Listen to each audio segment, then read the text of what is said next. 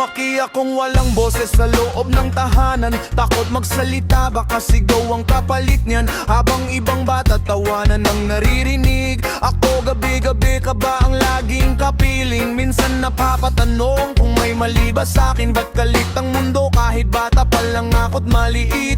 Nag-aaral ngumiti kahit luhay nagtatago, kasi sanay nang sabihin okay lang ako. Sa bawat salitang mabigat na ibinato, unti-unting nawawala yung batang totoo. Gusto ko lang maramdaman ang yakap at pag-aruga, hindi yung puro takot habang lumalaki ako sa lupa. Tahimik lang ako, pero ang dibdib sumisigaw. Sa bawat sakit na ako lang ang nakakaalam, habang ibang bata'y masaya sa piling ng magulang. Ako na may lumaki sa takot at pangamba araw-araw. Sana makita nila ang sugat sa damdamin, na hindi kayang takpan ng pilit na nangiti sa hangin. Dahil ang batang kulang sa pagmamahal at gabay, habang buhay naghahanap ng yakap na tunay.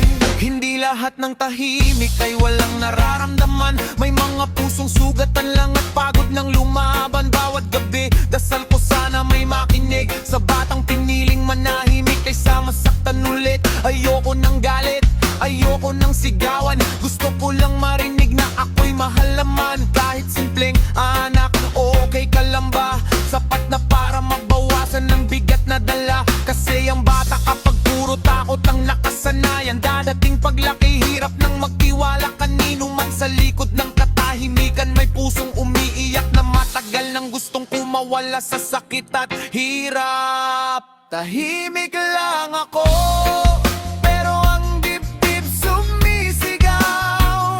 Sa bawat sakit na ako lang ang nakakaalam,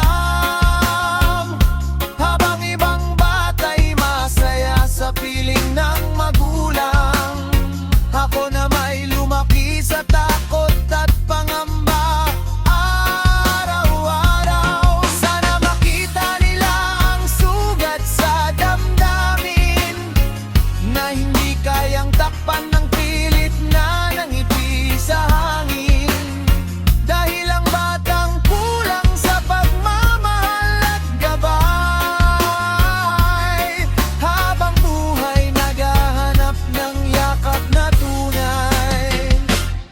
Hindi palo ang kailangan ng batang sugatan, kundi pagmamahal at taong handang umunawa. Dahil minsan ng tahimik na bata sa sulok, siya pala yung pusong halos mawalan ng tibok. Kaya kung may batang hindi makatingin sa mata, baka may dinadala siyang hindi kayang ipakita. Konting lambing, konting gabay at babaaruga, kayang buuin ng pusong matagal nang wasak na.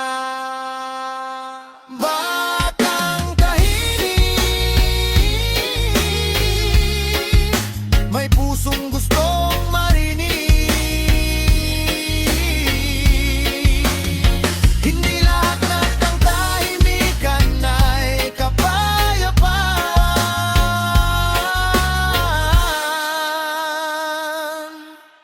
Minsan sigaw na pala ng damdamin.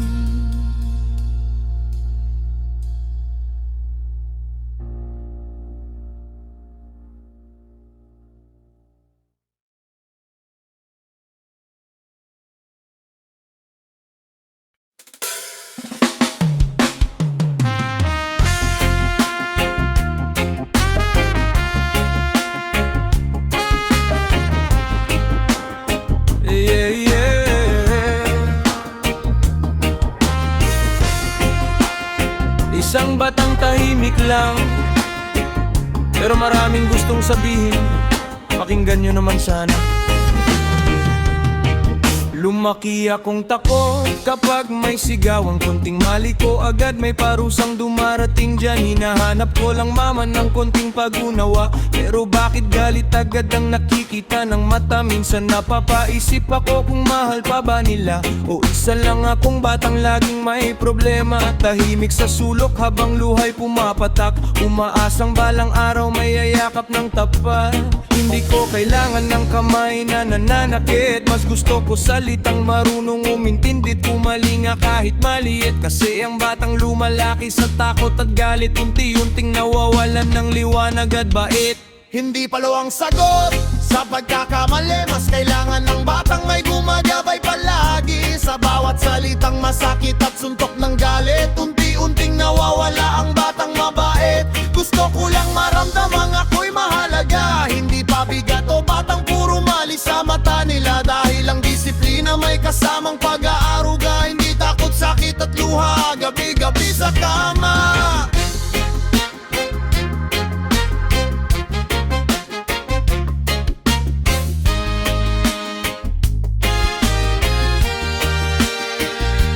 Bata lang ako pero may puso ring nasasaktan. Bawat sigaw ninyo parang bagyong di maiwasan. Kapag takot ang laman ng tahanan araw-araw, paanong magiging matatag kung puro sugat ang tanaw? Hindi ako rebelde, gusto ko lang maintindihan na ang batang minamahal mas marunong lumaban. Kapag may yakap kaysa puro galit na ibinibigay, mas madaling tumuwid ang batang naliligaw ng landas sa buhay. Sana marinig ninyo ang tahimik kong tinig, na ang batang umiiyak ay gusto lang ng pag-ibig. Hindi kailangang manakit para lang matuto, dahil ang tunay na aruga may lambing at respeto. Hindi palo ang sagot sa pagkakamali, mas kailangan ng batang may gumagabay palagi. Sa bawat salitang masakit at suntok ng galit, unti-unting nawawala ang batang mabait. Gusto ko lang maramdamang ako'y mahalaga, hindi pabigat o batang puro mali sa mata nila. Dahil ang disiplina may kasamang pag-aaruga, hindi takot, sakit at luha, gabi-gabi sa kama.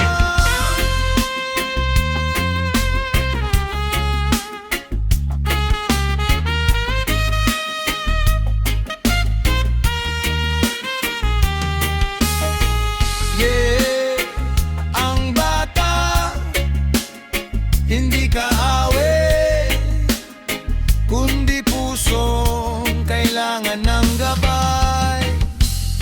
Hindi palo ang solusyon, pagmamahal ang kailangan.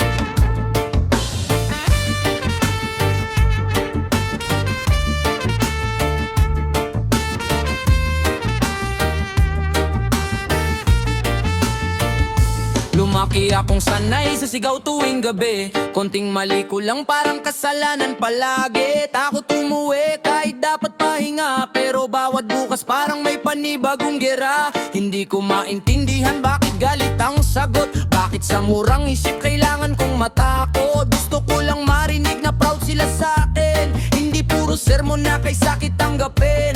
Habang ibang bata masaya sa piling ng pamilya, ako tahimik lang habang luhay kinakaya. Ngumingiti sa labas pero wasak sa loob, dahil sariling tahanan ang siyang nagbibigay ng takot. Bahay nga ba to kung puro luhat sugat, kung ang bata'y lumalaki na laging takot at mulat? Hinahanap ko lang naman ng pagmamahal, pero galit at pananakit ang laging bumabalot sa araw. Sana isang araw maintindihan nila na ang batang sinasaktan may pangarap din pala. Hindi lahat nadadaan sa dahas at sigaw mas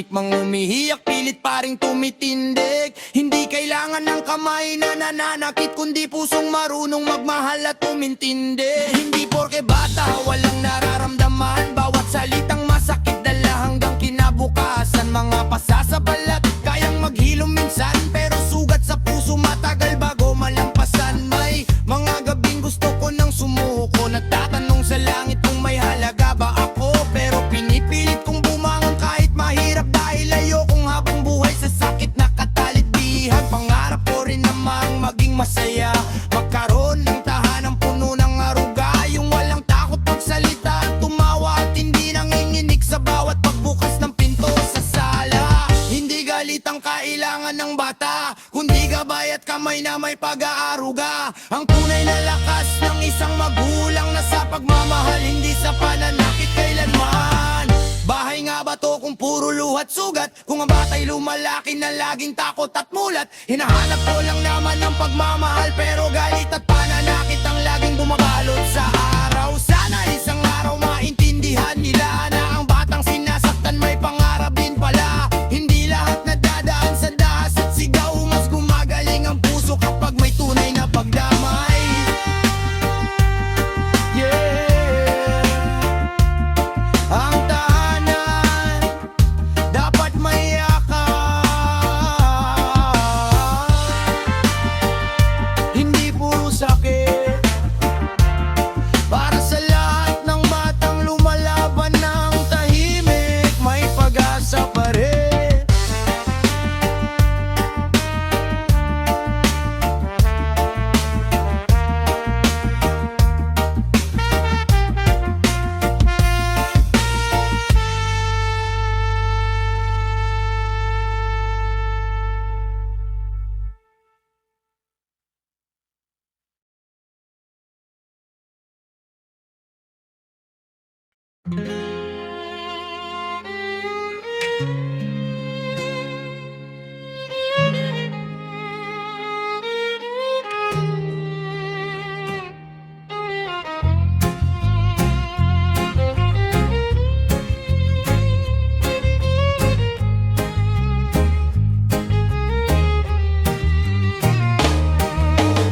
Bawat umaga ka ba agad ang kasama, tahimik sa sulok habang sila'y nag-aaway pa. Gusto ko lang naman marinig na mahal ako, pero sigaw at galit lagi ang natatamo. Nagtatanong sa sarili kung mali ba ako, ba't bawat pagkukulang may kasunod na palo? Sa murang isip ko di maintindihan, bakit sa tahanan takot ang nararamdaman. Habang ibang bata masaya ang paligid, ako na may sanay ng luha ang kapalit. Kunwari matatag kahit durog ang dibdib, kasi bawal umiyak pag galit ang paligid. Hindi ko man masabi ang lahat ng sakit, sa bawat gabi puso ko'y sumisigaw ng pilit. Sana marinig nila kahit tahimik lang ako, na ang batang nasasaktan napapagod din totoo. Pagod na ang puso kong laging umiyak, habang mga kamay nila'y galit ang ibinabagsak. Akala ko ba pamilya ang sandalan sa hirap? Bakit ako'y nasasaktan sa loob ng sariling tahanan? Hindi ko kailangan ng galit at pananakot, kundi yakap na mag-aalis ng lungkot. Kasi ang batang lumaki sa sakit at takot, bit-bit hanggang paglaki ang sugat sa loob. Hindi laruan ng damdamin ng bata, bawat salitang masakit dala hanggang pagtanda. Kapag puro galit ang laman ng alaala, paanong matututong magmahal ng tama? Tahimik lang ako pero may nararamdaman, bawat hampas may marka sa isipan. Gusto ko lang naman ng konting pag-unawa, hindi yung takot ang dahilan ng pagsunod kada oras na lumilipas. Minsan naiisip ko tumakbo palayo, pero bata lang ako, saan ba tutungo? Kaya kinikimkim ko lahat ng iyak, umaasang balang araw may yayakan. Sana isang araw maintindihan nila na ang batang sugatan may pangarap din pala. Hindi kailanman madadaan sa dahas. Ang pusong naghahanap lang ng pag-aarugat habang pagod na ang puso kong laging umiyak. Habang mga kamay nila'y galit ang ibinabagsak. Akala ko ba pamilyang sandalan sa hirap? Bakit ako'y nasasaktan sa loob ng sariling tahanan? Hindi ko kailangan ng galit at pananakot, kundi yakap na mag-aalis ng lungkot. Kasi ang batang lumaki sa sakit at takot, bit-bit hanggang paglaki ang sugat sa loob. Munting puso, napagod na, pero umaasa pa ring may magmamahal ng totoo.